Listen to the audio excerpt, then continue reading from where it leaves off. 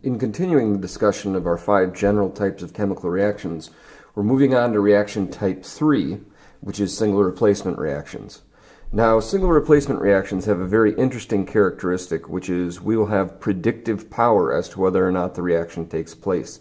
And we'll get into that in more detail in a minute here. But the idea of single replacement or single displacement reactions is that you have some element that replaces a species from a compound, right? Replaces and I'm going to put an ion, and that can be a little ambiguous terminology, in a compound, all right? And theoretically we might say ionic compound, and I'm going to put that in quotes, but later on you'll see why I might shy away from that terminology. Our general form, there's actually 2 different ones we can look at here, and we can have single replacement of a cation, and again these are our generic elements. A plus Bx goes to Ax plus B, all right? And another version of that we're going to see is something like Y plus Bx goes to By plus X. And the key distinction there is what is being replaced. And with the generic elements is not as obvious, but when we see specific examples, it'll make more sense. But visually, like in terms of pictures, I've got this thing here, this element by itself, and I'm replacing this first thing in the compound, right? And traditionally, that would be your cations, right? So these are switching places, and we end up with that compound. In this one here, a subtle distinction is that we have the thing by itself replacing the second thing, right?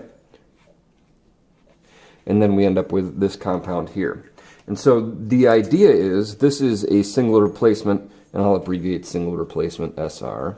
This is a single replacement of a cation, right? And we'll look at metal ions for that. And then the other one is single replacement of an anion.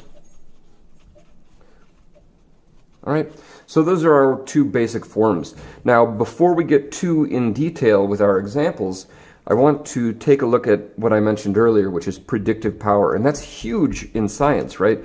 I've said it many times, the hierarchy of knowing stuff, or the hierarchy of usefulness in science, well, number 1 is memorization, and that's necessary sometimes. You can't get away from it.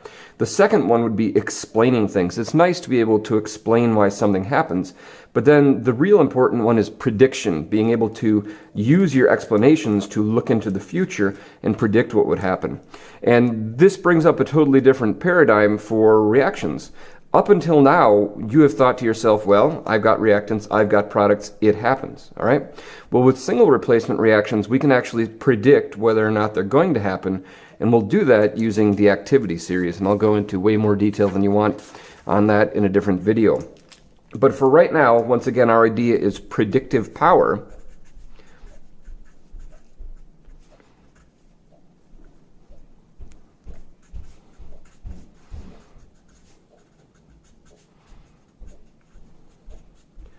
All right, we can predict if a reaction will take place, and we're going to do that using what is called the activity series. And again, I'll have some illegitimate abbreviation of activity series, AS, to save some writing for later. Now, what is the activity series if we're going to write these words out? The activity series is just a ranking of elements by reactivities. All right, ranking of elements by reactivity. Now, I can make up the story and just say like, oh, how do they figure out the reactivity of things? And a story would be they take some reactants and they mix them with stuff and they see what reacts, and then they just take a tally, right? This thing reacted with 5 things. This thing reacted with 2 things. This one's more reactive, all right? So that would be a simplistic explanation of how the activity series works. The real explanation involves the electromotive series, which we'll talk about in a different video, and we'll also take a very in-depth look at in electrochemistry. But this is our activity series. There's some numbers here, whether you can see them or not. Those are voltages, half-cell potentials, and we have very low numbers in the negative, and we have very high numbers in the positive, and those have by sleight of hand, I've made an important correction to my labeling here. As we go lower on this, these things are better at being oxidized, right? So lithium is not very good at being reduced. It's got a negative voltage, negative cell potential, but it is very, very, very good at the opposite, which is producing electrons, being oxidized, all right? Versus fluorine, which is very, very, very, very good at being reduced, 2.87 volts in that direction, but it would be very bad at being oxidized, all right? So more reactive in terms of being oxidized, less reactive in terms of being oxidized, but more reactive in terms of being reduced. None of that information is super important because that is all summarized qualitatively with the activity series. And there's another part of that that I will show you in a moment. All right? So we've got a ranking of elements by reactivity. The key idea there is higher elements, and by higher elements on the activity series, may replace lower elements in a compound. And I'll put that in quotes. Higher elements may replace lower elements in a compound, all right? And that's going to be the basis of our ability to predict whether or not a reaction will take place. So let's get into some examples, and we'll see how that works out. Our first example, we'll look at a very straightforward reaction, maybe the reaction of lithium and sodium chloride. Sodium chloride you may recognize as table salt. All right, here's the most important step in terms of predicting whether or not these will happen, other than, I guess, identifying it as single replacement. Something by itself, compound, so our single replacement alarm goes off. We need to compare things that have matching signs on their charge. In this particular case, when lithium is in a compound, we're expecting a 1 plus. It's a 0 right there, but in a compound it would be a 1 plus. In sodium, we're expecting to be a 1 plus in this compound. Chlorine, chloride, we're expecting to be a 1 minus. And right here is where the important stuff happens. I have a plus sign and I have a plus sign. These things could switch places if the thing that's by itself is higher on the activity series. And I can't emphasize this enough. We're looking at signs, not numbers, and we can't make a compound. In fact, I'm going to draw this with an arrow here and a question mark, right? We can't make a compound with a plus and a plus because they would repel each other. Like charges repel. So my new compound, if it happens, is going to have to be A plus with the minus, and then the former plus would be by itself. All right?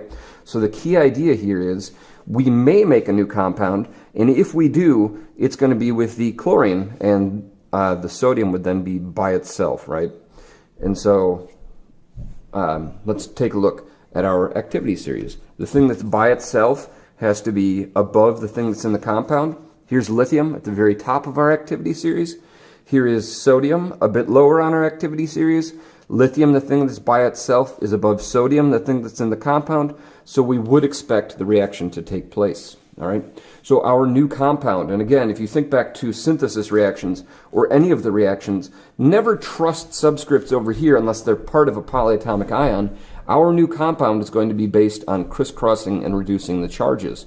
So now we're going to have lithium replacing sodium, and it's going to be with the chlorine, and that's a 1 plus and a 1 minus, and they will crisscross and reduce as 1 to 1, and then sodium will be by itself. Okay. Now, the fact that there was a 1 here has nothing to do with the fact that there's a 1 there. We crisscrossed and reduced to get the formula for this new compound. We need to follow our steps here in balance. We've got lithium and sodium and chlorine. 1 lithium, 1 chlorine, 1 sodium, 1, 1, 1. It's balanced as written, so it looks good. Okay, and let's zip through some more examples here, and there might be some surprises along the way. We'll try sodium and lithium chloride. All right. Now, if you're paying attention, that may look slightly familiar because it's the reverse of this one. So in our heads, we should be saying, it's probably not going to happen, but we'll pretend we don't know the future, and we'll take a look at our process. Looks like single replacement because I have something by itself and something in a compound, right? Some compound. Sodium we're expecting to be a 1 plus, lithium 1 plus, chlorine 1 minus based on their location on the periodic table. The things I'm going to compare then are things with matching signs. They don't have to be the same number charge, but they got to have matching signs. So I'm going to look here and say, are these things going to switch places in this compound, right? And so sodium compared to lithium, is the thing that's by itself the sodium above the thing that's in the compound, the lithium? No, sodium's below lithium, so we're not expecting a reaction to take place. No reaction, right? And whenever you're doing something, you want to give an explanation why. So we'll say no reaction because sodium is below lithium on the activity series. All right, sodium is below lithium on the activity series. Or you could say lithium is above sodium on the activity series. All right, let's knock out some more examples here, and we'll move a little faster. We'll try KF, potassium fluoride, and magnesium. Once again, our strategy, identify the reaction type. In this particular case, I've got something by itself and a compound. We're expecting single replacement, so we're going to use the activity series. Will it happen? Magnesium, we expect to be a 2+ in a compound. Potassium 1+, fluorine 1-, and we're getting those numbers from the periodic table, group number. So I'm going to compare the thing that has the plus signs, right? So right here I've got a plus, right here I've got a plus. So I'm going to compare the potassium to the magnesium. And the question we're asking is, will it happen? In order for it to happen, the magnesium has to be above the potassium on the activity series. Well, here's magnesium, and here's potassium. The thing that's by itself, the magnesium, is below the thing that's in the compound, the potassium, so it's not going to happen, all right? So there's no reaction.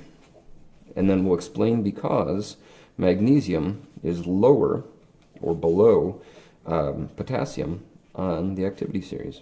All right, so hopefully you're getting the idea here. A few things that I want to point out and common types of questions that I see. If you look right here, I did single thing and then compound. I did single thing, then compound, and then I did compound and single thing. That doesn't matter at all, right? In math, if you did like 3 + 2 = 5, it's the same as 2 + 3 = 5, an additive property, right? Order doesn't matter. When you're making a compound, you try and put the cation first, so I put the lithium first, but order in that way doesn't matter. All right. So let's take a look here at maybe calcium and aluminum bromide. And by the way, I'm cutting a corner that we'll take care of with double replacement reactions, and that's phases. It's the least of our worries right now, so I'm going to put that on pause. Once again, we look at it, I see something by itself, I see something in a compound. We're expecting single replacement. That's calcium, just so we're clear. 2+ is what we would expect, 3+ based on the periodic table, 1-. And just like the previous one, in the previous one we had a 2 and a 1, but we're comparing the signs, cation to cation replacement versus number to number for whatever weird reason. 2+, 3+, these are the things that I'm comparing. In order for this reaction to take place, aluminum is going to have to be above, or sorry, calcium is going to have to be above aluminum on the activity series. Well, here's calcium, here's aluminum. Calcium is by itself, and it is above aluminum, which is in the compound, on the activity series, so we expect it to take place. And when we get to the other side, this is critical. It's something we discussed with single replacement reactions. This number here has nothing to do with our formula on the other side. So when we get to the other side, I'm now going to have calcium in the compound with bromine. I'm not going to have a compound with calcium and aluminum because those like charges would repel. So I'm going to have calcium now with the bromine. Calcium is a 2+, bromine is a 1-, so we'll have CaBr2. This is the critical step, all right? In all of these reactions, when we're coming up with products, when we're predicting what will form, we need to get the formula of that, and we're going to get the formula by seeing how those components relate to each other, not how they related to something else, all right? And what got knocked out of this reaction here was the aluminum, so aluminum will be by itself, and we'll have to do some balancing to sort this out. All right, so we've got calcium and aluminum and bromine. 1, 1, 3, product side, 1 calcium, 2 bromines, and 1 aluminum. It's not balanced, in case you didn't notice. So again, we've talked about this before. I'm going to end up with some 6 scenario right there. I'll try a 3 for that calcium bromide. Product side, I've got 3 then, and 6. and then we can get the reactant side to match by putting a 2 right there, and then I'll have 2 aluminums and 6 bromines. And I just need to fix the calcium and the aluminum. Calcium I'll need a 3, and aluminum I will need a 2. And anyone can look at this and say, yes, it's balanced, right? That's the key of our balancing process. Okay, next one. We're going to look at barium chloride and zinc.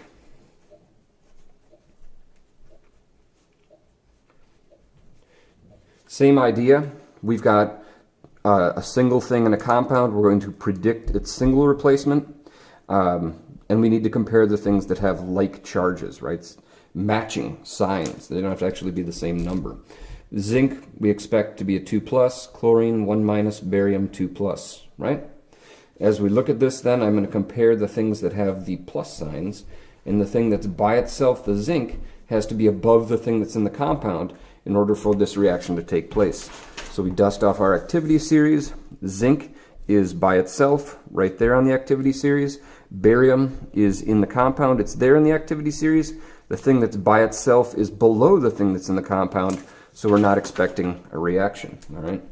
So no reaction because zinc is below our barium on the activity series. All right.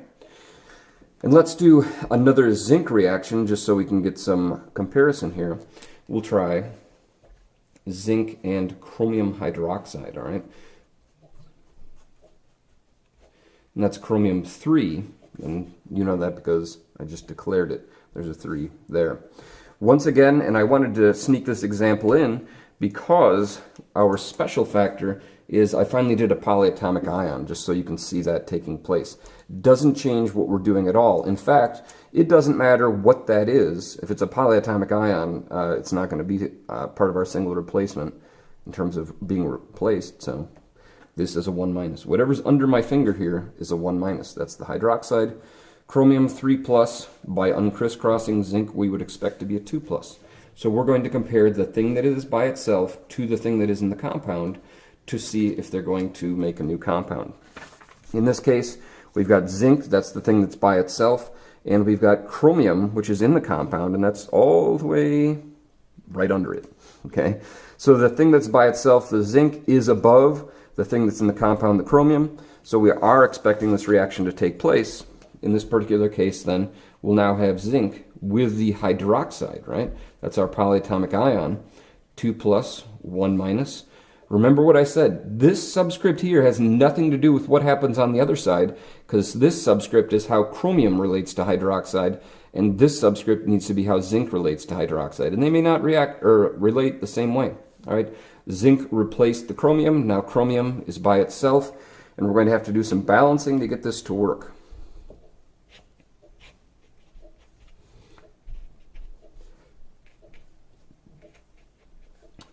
Zinc 1, chromium 1, hydroxide 3, zinc 1, hydroxide 2, and chromium 1.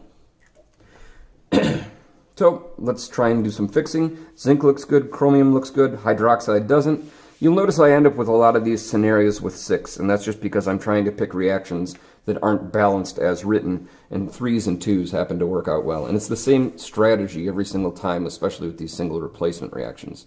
I need to get 6 hydroxides on the product side, but that gives me 3 zincs, and then I need to get 6 hydroxides on the reactant side, and that gives me 2 chromiums. So it's very similar to what we saw there. I'm going to put a 3 there to fix that, and a 2 there to fix that, and we have a balanced chemical equation. If I sound a little shaky, it's because I'm getting over a cold, and it happens to be about 50 degrees in my garage this morning, which is okay, other than the fact that it makes me a little wobbly. All right, so let's try another one with a polyatomic ion. We're going to try silver nitrate.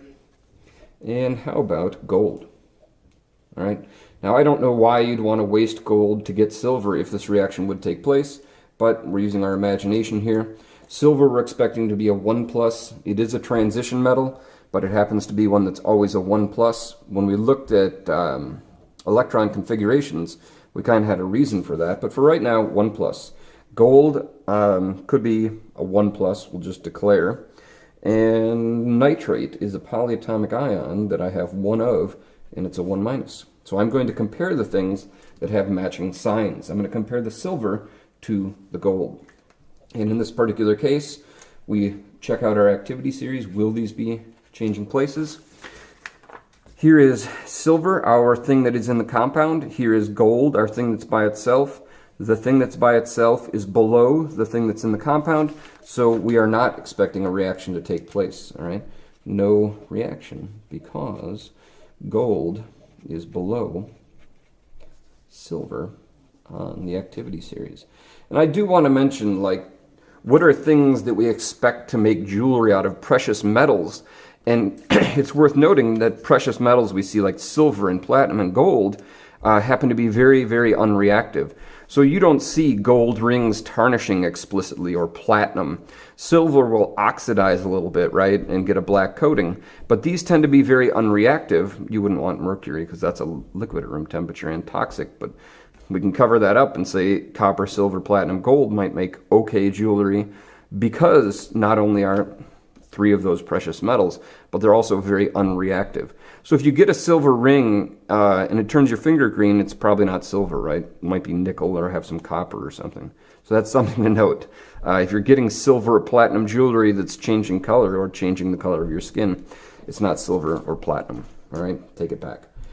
Last cation-based reaction, and I guess that's a spoiler alert for what's to come. I'm going to compare our silver this time to maybe platinum nitrate. And so we're going to assign our charges just like we've done every time. This is nitrate, okay? That's a 1 minus. Our platinum has to be a 2 plus based on what that 2 says. And our silver we're expecting to be a 1 plus. The silver is by itself. It must be above the platinum that is in the compound. Well, here's silver.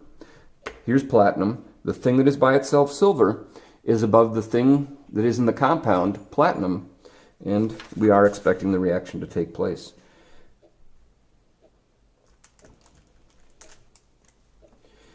We now have silver nitrate, and that's a 1 plus and a 1 minus. I told you before, that number doesn't necessarily matter over here. The only subscripts that would matter over here are things that are part of polyatomic ions, like the 3 in that nitrate. I have 2 nitrates here, right?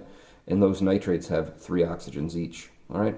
So we have silver nitrate, and it would precipitate platinum out of that reaction, and we're going to need to do some balancing.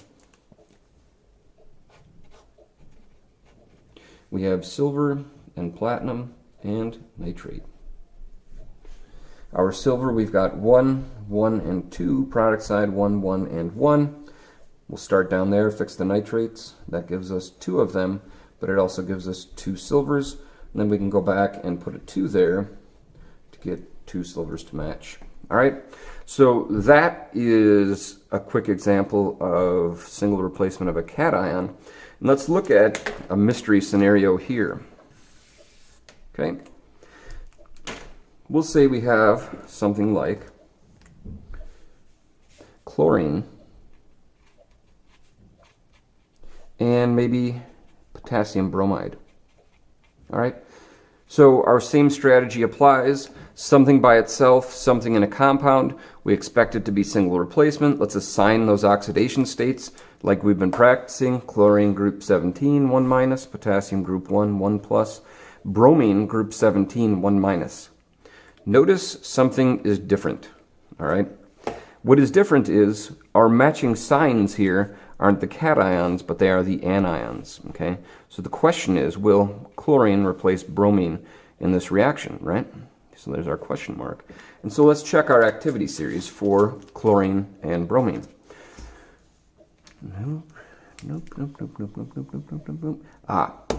These are all cations, right? This is a table of increasing reactivity by oxidation, right? So we need a separate table for anions, and I happen to sketch one out because I'm such a professional. As we look at it, the thing that's by itself, the chlorine, must be above the thing that's in the compound, the bromine, in order for this to happen. Well, here's fluorine, here's bromine, fluorine is above bromine, and we do expect the reaction to take place.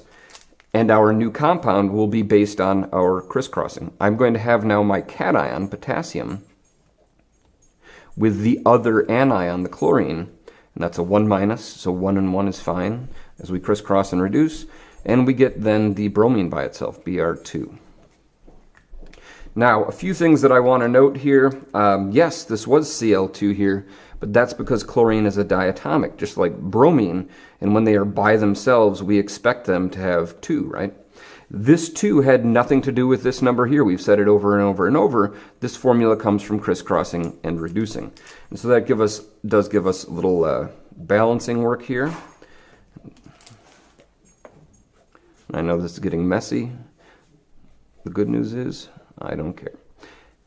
We've got 2, 1, and 1, 1 potassium, 1 chlorine, and 2 bromines. It's not balanced.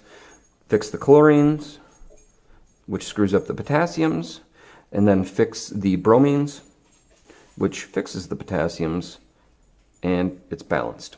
All right, so that is single replacement of an anion right there, and you need to use a different activity series to make the judgment call there on whether or not it will take place.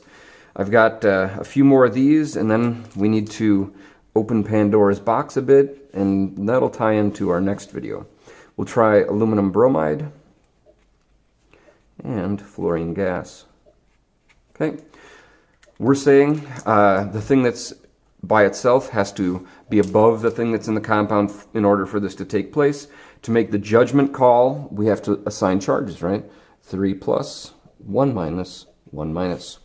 All right, must be, if it happens, single replacement of an anion here, because I've got anion here and anion here. So bromine and fluorine, are they going to switch places? Well, fluorine is by itself, it's right here. Bromine is in the compound, it's right here. Fluorine is above bromine, we're expecting it to take place.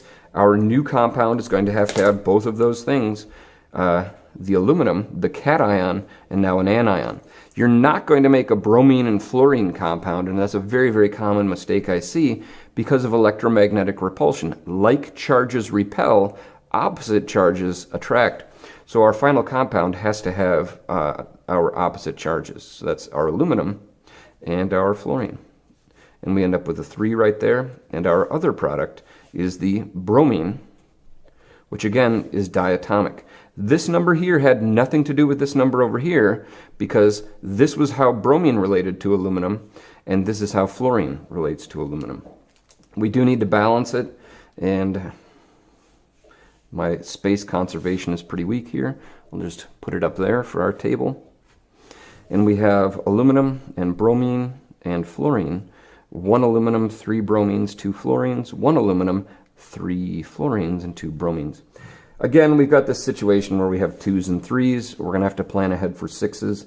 So 2 there, and 2 there, and 3 there. And that's going to give us 2 aluminums on each side, 6 bromines on each side, and 6 fluorines on each side. All right, next example.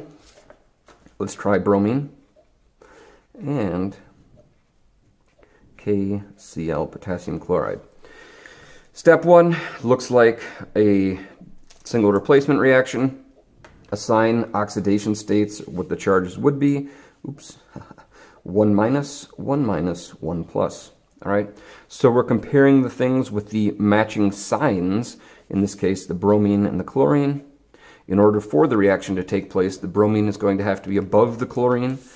And here is bromine by itself. Here is chlorine in the compound. The thing that's by itself is below the things in the compound. So we're not expecting that reaction to take place. All right. No reaction because bromine is below chlorine.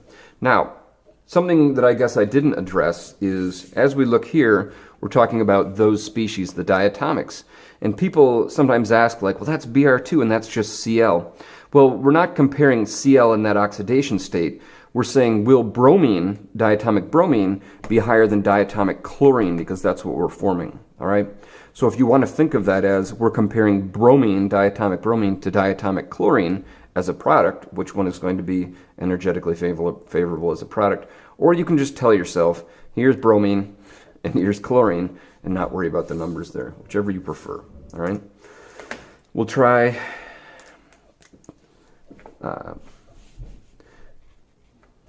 calcium chloride and iodine. Okay, looks like single replacement. We need to check our oxidation states. 2 plus, 1 minus, 1 minus. And again, this iodine, the diatomic iodine, doesn't have a charge, but its oxidation state in a compound would be 1 minus. That's what we would predict. So those are the things that I'm going to compare, right? I've got a 1 minus, don't care about the 1. I've got a 1 minus. We're seeing if an anion can replace an anion. The iodine would need to be above the chlorine. The thing that's by itself would have to be above the thing that's in the compound. Iodine is by itself, chlorine is in the compound. Iodine's not going to replace chlorine because it is below it. So no reaction because our iodine is below our chlorine. And this too here has nothing to do with it being diatomic chlorine. That's because that's how calcium and chlorine cancel out, all right, in terms of charge. Our last example that I'm going to sneak in here is one with ammonium, which is a polyatomic cation. In fact, it's the only common polyatomic cation we use, so I want to make sure we sneak it in as an example here. We'll try ammonium iodide and maybe fluorine. It looks scary, and I think that's why people might stumble a bit when they see it, but we didn't have any problems when we had polyatomic ions over here, so I don't expect we should have problems when we have polyatomic ions over here as cations. So this is a 1 plus. You got to be able to spot those polyatomic ions though. 1 minus, 1 minus. Look, single replacement of an anion. Who would have guessed? 1 minus, 1 minus. This is what I'm going to compare to this in their elemental states. Fluorine's going to have to be above iodine. There's fluorine, it's by itself. There's iodine, it's in the compound. Iodine is lower. It can happen. So we're expecting to make a new compound that has ammonium, NH4, which is a 1 plus, and fluorine, which is a 1 minus, and that's drop the 1. That's good. And our iodine, diatomic iodine by itself as the other product. We do need to do some balancing here. We've got ammonium and iodine and fluorine. One of those, 2 of those. And you may recall me mentioning, if you have a polyatomic ion that's on both sides, then keep it together for balancing. It'll save you a little bit of effort. 1 of those, 2 of those, 1 of those. It's not balanced. I need to double whatever has the iodines over here, and that screws up the ammoniums. And then I'll double whatever has the ammoniums over there, and then it is balanced. All right. I'm going to draw a line across the page here, because here's where things get pretty interesting, but for some, pretty sketchy. So there's going to be a totally separate video with more detail about what's going on here. The other scenario we're looking at is what happens if you have water, and what happens if you have acids. And the answer is you're going to have to do more work, potentially. And again, this saves you the trouble, all right? But one of them I think is very, very unintuitive. So we'll start with the more intuitive one, and that's going to be a reaction, a single replacement reaction, where you have some metal with an acid. We defined an acid for super simplistic purposes as some anion with an H attached, right? H with some anion. So that's no problem. We can spot it that way. Metal we can spot based on its location on the periodic table. So let's look at an example here, or rather let's look at a general form for this. Our general form is going to be metal plus acid gives you a salt plus hydrogen gas, all right? And whether or not you remember from previous videos, our super cheap brute force definition of a salt, right, is some, and I'll put it in quotes, metal, usually, cation with the anion from an acid. All right, so there's our general form. I'm only going to do one example of this because we're going to do a bunch more in the next video. Let's give it a try then. We'll say we've got magnesium and nitric acid, HNO3.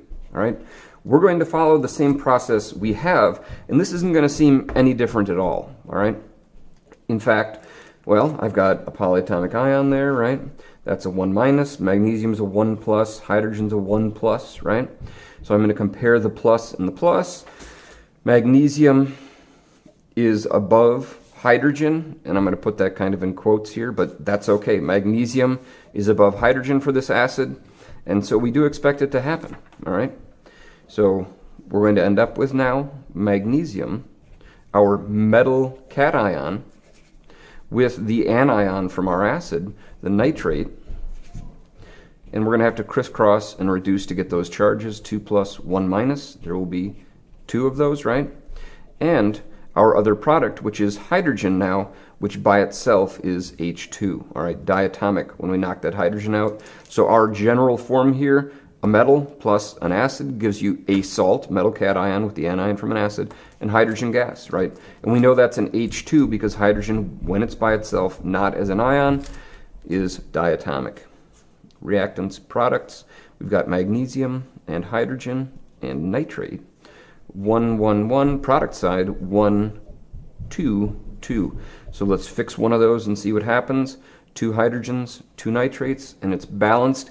Anybody can look at that and see that it's balanced. All right. And now down to business with a metal reacting with water. Okay. And it looks like single replacement, so that part's not going to be a big deal. Our general form has to be a metal plus water. And our result is going to be a metal hydroxide and hydrogen gas. All right, so I think if you were to stand back, and I'm going to go into way more words on this in the other video, but like you can treat water, HOH, as an acid, right? So an acid is supposed to be hydrogen with an anion. Well, hydrogen, there it is. Hydroxide, there's an anion. So it is an acid. In fact, it's amphoteric. It can act as an acid or a base. So if you spot that, and that's the big hint I give people, when you see a single replacement with water like this, treat it as HOH. All right. Let's then look at an example, and then I can go upstairs and warm up. In this case, we'll say we've got something like sodium metal, which is a pretty neat reaction, and water, right? And as I look at it, it's like, aha, single replacement, yeah? In fact, I'll do it wrong just so we can see what that would look like, and then we'll go back and fix it. So let's say I look at this and I say, okay, single replacement, something by itself and a compound. Although your alarm should be going off because H2O is not really an ionic compound, I've got 1 plus and 1 plus and 2 minus. So then I look at my activity series and I say, okay, there's hydrogen and there is sodium. Hydrogen is below sodium, so it's going to happen, all right? And I feel like I should write this in some not obvious color. So you're thinking, it's so cold the caps won't come off the markers. So you're thinking to yourself, oh, sodium and hydrogen are going to flip places, right?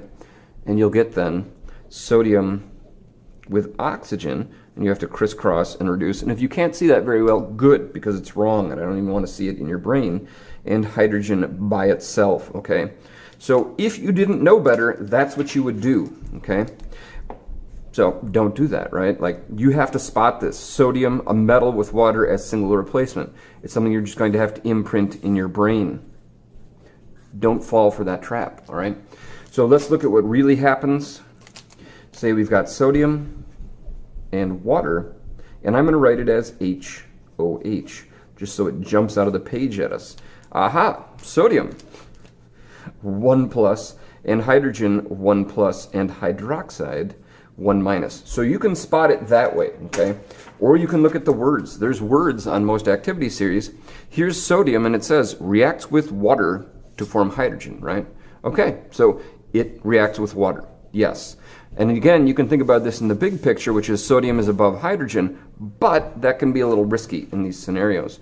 So sodium is a 1 plus, hydroxide is a 1 minus, 1 and 1 gives us that, and hydrogen by itself is H2. It's no longer an ion. It's in its elemental state. We do have to do our due diligence for balancing. We've got sodium and hydrogen and hydroxide. Again, if you can get a polyatomic ion there to save effort, that would be good. Reactant side 1, 1, 1. Product side 1, sodium, 3 hydrogens, and, 2 hydrogens and 1 hydroxide.